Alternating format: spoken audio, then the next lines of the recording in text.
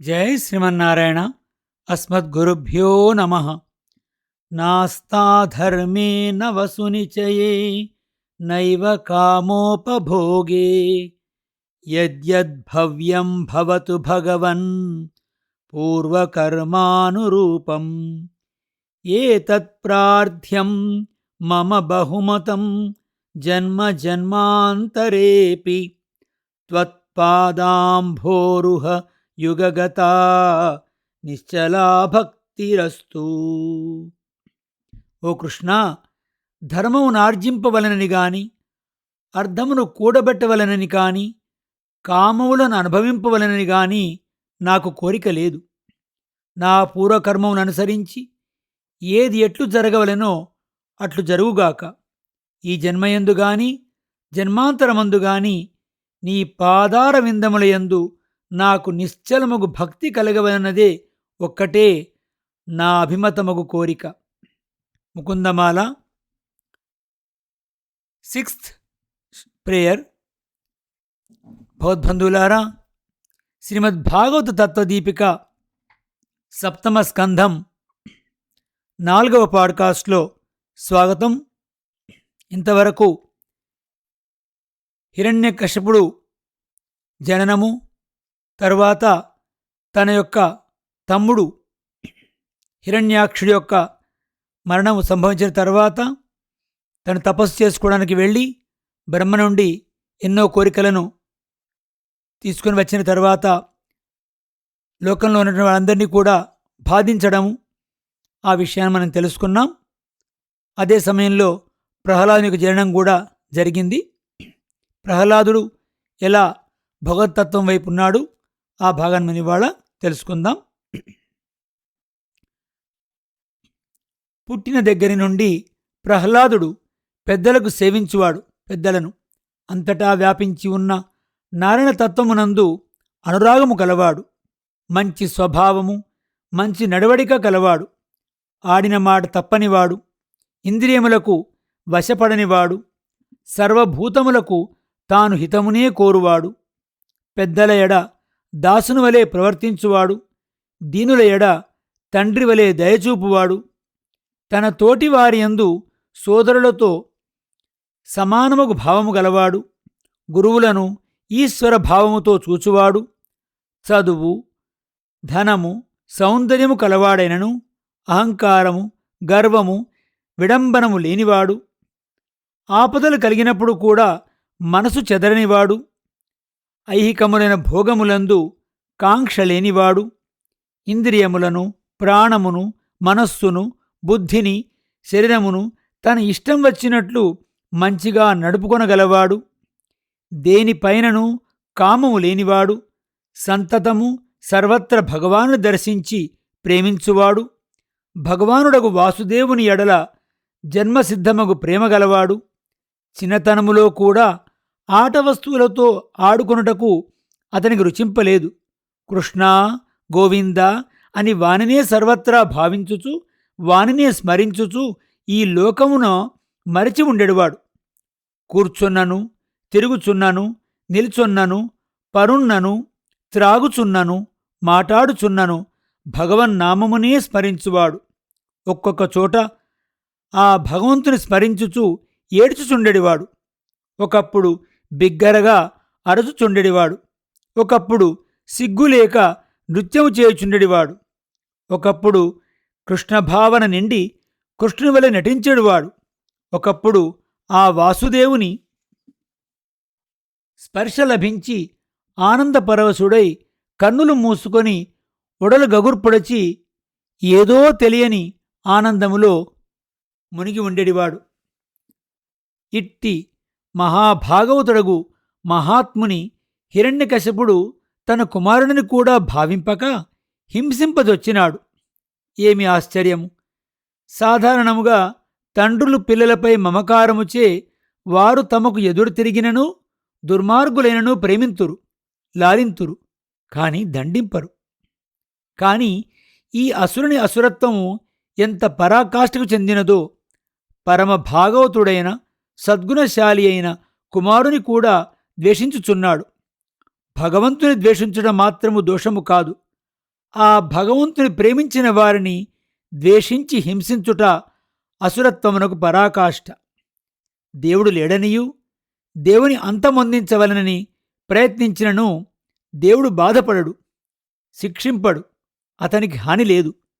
దేవుని ప్రేమించిన వారిని దూషించి ద్వేషించి హింసింపచూచుట కంటే అసురత్వము లేదు. అదే అతని వినాశహేతువైనది.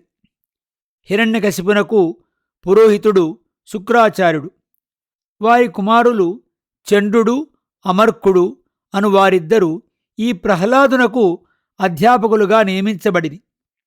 ప్రహ్లాదునకు సహాధ్యాయులుగా అసుర బాలకులను కొందరిని చేర్చి గురుకులమున విద్యాభ్యాసం ఆరంభింపచేసిరి. గురువులు పాఠములను ప్రారంభించిరి. ప్రహ్లాదుడు వానినన్నింటినీ గ్రహించుచుండెను, మరల అప్పజెప్పుచుండెను. కాని వారి పాఠములలో ఇది స్వపక్షము, ఇది పరపక్షము అనే అభిప్రాయ భేదములు చెప్పుచుండుట ప్రహ్లాదునకు నచ్చలేదు. మనది పైవారిది అను విభాగం ఎట్లు పొసగును? అంతయూ వాసుదేవునికే చెందినది కదా. జగమంతయు వాని చేతనే నడిపింపబడినప్పుడు అంతయూ వానిదే అగును కదా. కాని మనది అనుకొనుట పొరపాటు కదా అని ప్రహ్లాదుడు భావించుచుండును. రాక్షసులకు శత్రుపక్షము దేవతలు. అందుచే వారు వేరు తాము వేరు అని చిన్నతనము నుండి నేర్పవలనని గురువుల ప్రయత్నం. ఇదే ఇప్పటికినీ మన విద్యాభ్యాసములో జరుగుచున్న లోపం. జగమునంతనూ ఏకముగా తరతమ భావములు వదిలి స్వపర భేదములు లేక ప్రేమించున్నట్లు పిల్లలను తీర్చిదిద్దుటకు వాసుదేవ తత్వమును, వాసుదేవ భక్తిని నేర్పుట అత్యంత ఆవశ్యకం. అది తెలిసిన నాడు విశ్వమంతయు వాని శరీరముగా, వ్యక్తులందరూ వాని అవయవములుగా గోచరించుటచే ఒకరిపై ఒకరికి ద్వేషముగాని హేయభావముగాని కలగదు. ప్రహ్లాదుని కథచే ఎరుంగవలసిన రహస్యము సమత్వము. సమత్వమారాధనం అచ్యుతస్య. సర్వమున సమత్వమును దర్శించుటయే అచ్యుతుని యొక్క ఆరాధనం. ఒకనాడు కుమారుని విద్యాభ్యాసమును పరీక్షింపవలనని హిరణ్యకశిపునకు కోర్కె కలిగినది. కుమారుని ఒడిలో కూర్చొండబెట్టుకొని, బాబూ, నీకేది లెస్సయని తోచినదో దానిని చెప్పుము అని అడిగాను. ప్రహ్లాదుడు, దేహమును ధరించిన ప్రాణులందరకు ఇదే చాలా మంచిది అని తోచున్నది. తనది కాని దానిని తనదని భావించి మనస్తాపముతో కృంగుచున్న ప్రాణికోటికి ఇదే శాంతినిచ్చును. ఇల్లు అను చీకటి నూతిలో తాను పడకుండా కాపాడుకొనుటకు మంచి మార్గము హరిచరణ సమాశ్రయం ఒక్కటే. ఈ మాట వినగానే హరిని ద్వేషించు తండ్రి సహించలేకపోయెను. విష్ణువు తనకు సంబంధించినవాడు కాడని, అతడు తనకు శత్రువని హిరణ్యకశిపుని భావన. కొందరు విష్ణుపక్షమునకు చెందిన వారుందురనియు వారు తమ పిల్లవాని బుద్ధిని పాడుచేసినారనియు తలంచినాడు. కాని అందరం విష్ణుపక్షీలమే అని అతనికి తెలియదు. అంతటా వ్యాపించి ఉండేవాడే కదా విష్ణువు. అతను హిరణ్యకశిపునిలో ఉండును, ప్రహ్లాదునిలో ఉండును. అది తెలియక అతడు వేరు తాను వేరు అని భావించి, అతడు తనలో లేడని భావించి తన కుమారుని ఆ విష్ణుపక్షం వారు చెరచినారని భావించినాడు. గురువులను ఎవరు ఇతనికి ఇట్టి దుర్బోధన చేయుచున్నారో కనుగొనుడు అని ఆజ్ఞాపించెను. ఈ బుద్ధి సహజముగా అందరకు కలగవలసినదే కాని రజస్తమో గుణములు అధికమై ఉన్న అసురులకు, రాక్షసులకు అది నిరోధింపబడును. అందుచే హిరణ్యకశిపునకు ఎవరో కలిగించిరి అని అనిపించినది. గురువులు, నీకెవరు ఈ బుద్ధిని గరిసినారు? నీయంతట నీకే కలిగినదా, ఒకరు చెప్పినదా అని ప్రహ్లాదుని ప్రశ్నించినాడు. ప్రహ్లాదుడు చాలా చక్కగా సమాధానం చెప్పినాడు. ఇది నాది, ఇది వారిది, వీడు నావాడు, వీడు పైవాడును ఏ బోధబుద్ధి ఎవని ఆశ్చర్యకరమైన మోహజనకమైన మాయచే కలుగుచున్నదో అట్టి భగవానునకు నమస్కారం. దేహములు వేరు, దేహములు వేరువేరు రూపములతో ఉండును, కాని ఆత్మ అందరిలోనూ ఏకరూపముగా ఉండును. ఆత్మలన్నిటిలోనూ పరమాత్మ వ్యాపించి ఉండును. అజ్ఞానముచే ఈ దేహమే నేను అని బుద్ధి కలుగును. ఆ బుద్ధిచే తాను ఇతరులు వేరుగా, ఆ దేహమునకు చెందిన పదార్థములు వేరుగా కనపడును. దేహములలోను దేహములలోని ఆత్మలలోనూ ఒకే తత్వము ఎడతెగక వ్యాపించి ఉన్నది. అది తెలిసిన వారికి పైన కనబడు భేదము వాస్తవము కాదని, ఇవి అన్నియు లోపల నుండు ఒకే తత్వమును చెందినవనియు తెలియను. వారికంతా అభిన్నముగా కనపట్టును. ఇది తెలిసిన వారికి శరీరమూలమున కలిగిన తన పర అను భేదము నశించును. ఇది వాసుదేవ నారాయణ శబ్దముల అర్థము. వారి అనుగ్రహముచే వానిని దర్శింపగలిగిన వారికే సమత్వ బుద్ధి కలుగును. ఒక్కొక్కప్పుడు బ్రహ్మాదులు కూడా దీన్ని గుర్తించలేరు. సూదంటు రాయి ఇనుమును ఆకర్షించుట ఎట్లు సహజమో అట్లే నారాయణ తత్వము ఆత్మలను తనవైపు ఆకర్షించుచుండును, అంతటనూ దర్శనమిచ్చును.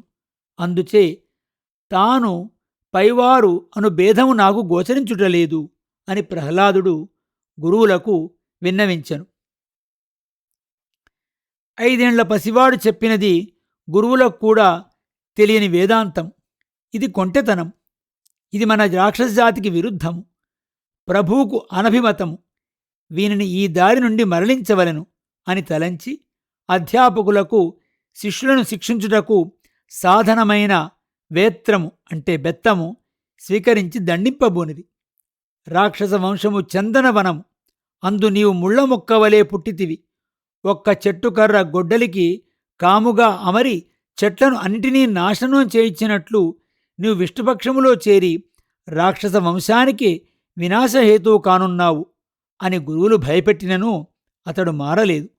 కాని విధేయుడై వారు చెప్పిన ధర్మార్థ కామములను ప్రతిపాదించు శాస్త్రములను, సామదాన భేద దండోపాయములను గ్రహించినాడు. అడిగినవన్నీయు గురువులకు చెప్పినాడు. ఇంకా తండ్రి పరీక్షకు నిలుచునని ధైర్యముగా తోడి తెచ్చినారు కుర్రవాణిని హిరణ్యకశిపుని వద్దకు. హిరణ్యకశిపు వద్దిన తర్వాత మరి తను ఎలా జవాబు మళ్ళీ ఇచ్చాడో మనం మరొక పాడ్కాస్ట్లో తెలుసుకుందాం. జై శ్రీమన్నారాయణ. అస్మద్గురుభ్యో నమః.